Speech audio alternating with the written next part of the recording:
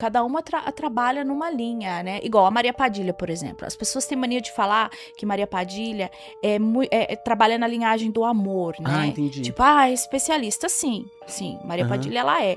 Só que Maria Padilha, ela é cura emocional. Ela traz essa energia do empoderamento, da força.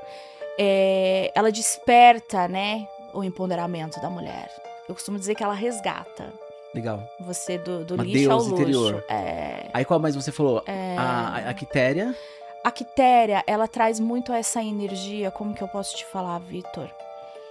De trabalhar numa linhagem onde também ela resgata mulheres, tá? Mas ela trabalha mais nessa parte do emocional da mulher.